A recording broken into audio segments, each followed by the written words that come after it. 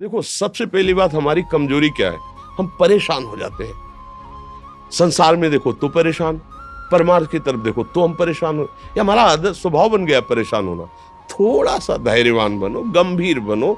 कोई इस भारी से भारी विपत्ति में परेशानी स्वीकार करके विपत्ति से थोड़ी निकला जाता। सुलझो, ठीक है, ये विपत्ति आई, समस्या आई, इसका समाधान होगा। ऐसा थोड़ी कि हमें नष्ट कर देगी। अगर अभी हमारी बड़ी हानि हो जाती है, हम कल इससे बड़ा लाभ प्राप्त कर सकते हैं। हमको एकदम बिल्कुल गंभीर रहना है, इतने कमजोर नहीं बन जाना। अब वो गए तो क्या होगा, अब वो वस्तु गई तो क्या, पद गया तो क्या होगा। प्रयास किया था, ये पद मिला था, इससे बड़ा पद प्राप्त करूंगा, मैं इससे बड़ा महान बनूंगा। ठीक है, एक बार गिर गया, गलती हो गई, दंड भोगूंगा, फिर इससे ज्यादा संयम में रहूंगा। बिल्कुल मतलब एकदम फ्रेश दिमाग रखना चाहिए। और अपने लोग क्या है, जरा सी बात में एकदम पछड़ा कर लेते हैं, एकदम कमजोर हो जाते हैं। ये बिल्कुल ठीक नहीं है। हम जीवन भर की यात्रा की बात कह रहे हैं, भारी से भारी कष्ट में भी मुस्कुराना, तो हमें बल मिला है, हमें भगवान की कृपा का दर्शन हुआ है, हमें उनका दुलार दिखाई दिया है। अगर ऐसे तो भाग जाते फिर परमार्थ में थोड़ी चलना होता है। आज जो आप सुन करके लाभ लेने की चेष्टा कर रहे हो ना, ये केवल प्रवचन नहीं है, ये जीवन है। अगर ये जिए ना होते ना तो ये इसका प्रभाव नहीं पड़ता, फिर वाणी का प्रभाव नहीं पड़ता। हम इसीलिए कहते हैं, जैसे आप लोग एकदम परेशान हो जाते हैं जब बोलो, क्या हमसे ज्यादा परेशानी होगी? दोनों किडनी खराब, दवाई लाने के लिए पैसे नहीं, पानी रखा है हम उठ के पी नहीं सकते, भीषण शरीर में कष्ट, भीषण बुखार, क्योंकि किडनी फेल, जरा में बुखार, खाने को क्या, रोटी मांग के लाओ। अगर वहां सब्जी मिलती है तो लाल मिर्च ऐसी पड़ के मिलती थी कि वो पा नहीं सकते थे। आप सोचो, पानी लाना है तो मुझे लाना है, पीना है तो मुझे पीना है। अगर मैं हारता तो कहां पहुंच जाता, क्या स्थिति होती? नहीं, मरना है, पर कदम पीछे। कोई दिन ऐसा नहीं जिस दिन सेवा ना की हो, जिस दिन सेवा ना गए हो। गुरु जी की सेवा में जाना है, पहले अपने को स्वस्थ साबित करना है, नहीं वो सेवा ही नहीं लेंगे। तुम बीमार हो, तुम कष्ट में, वैसे उनकी दृष्टि बड़ी शांत है, उनकी सेवा की, आके लेट गए। फिर हिम्मत की, अपनी श्री जी की सेवा की, मधुकरी नहीं गए, 3-3 4-4 दिन भोजन नहीं गए, पर सेवा नहीं छोड़ा, दिनचर्या नहीं छोड़ी। और उसका प्रधान कारण संयम, ब्रह्मचर्य, भगवदाश्रय, नाम जप, कभी हारने नहीं दिया।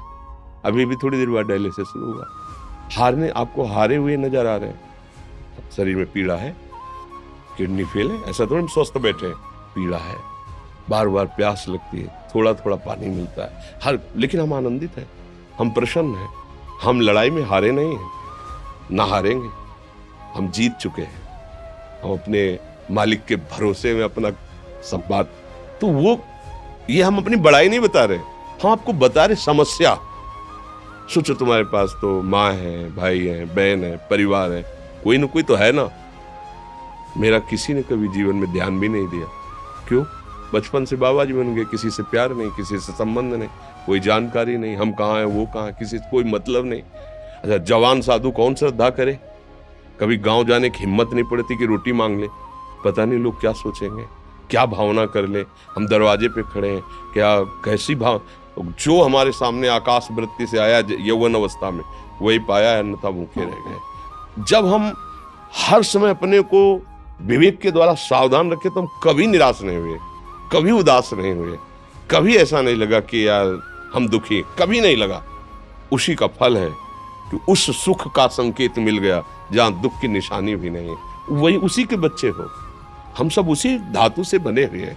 हम इतना क्यों परेशान हो जाते हैं? हम ये देखते हैं, अपने लोग थोड़ी बात बिगड़ गई परेशान, नहीं बिगड़ी तो बिगड़ जाने की संभावना में परेशान है। आज सुख है, लेकिन कल सुख छिन जाएगा तो हम आज के सुख में सुखी ना होकर कल के दुख की आने की संभावना में हम भयभीत तो मतलब क्या हमारी सोच रह गई?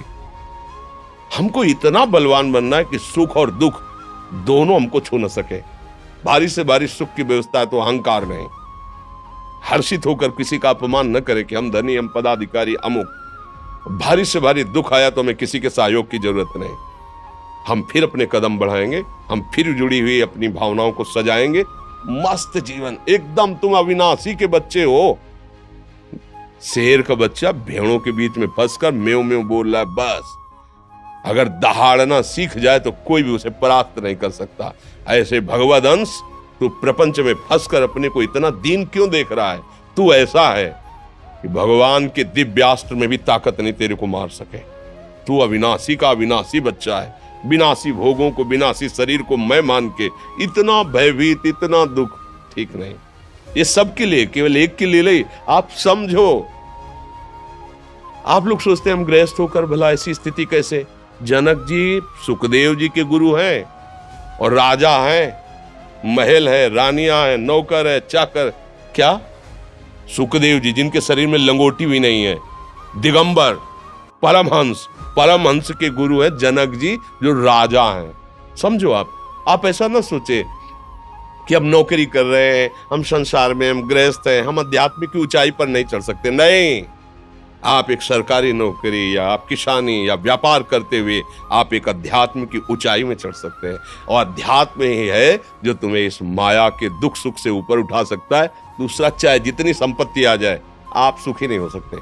सब देख लो, आंख खोल के देख लो, अध्यात्म ही है जो तुम्हें हर कष्ट सहकर मुस्कुराकर जीने का रास्ता बता देगा कि आप आनंदित हो जाओगे। कुछ नहीं बिगड़ा, अध्यात्म है तो कुछ नहीं बिगड़ा, अध्यात्म नहीं है तो कुछ नहीं बना, कुछ हाथ नहीं लगने वाला।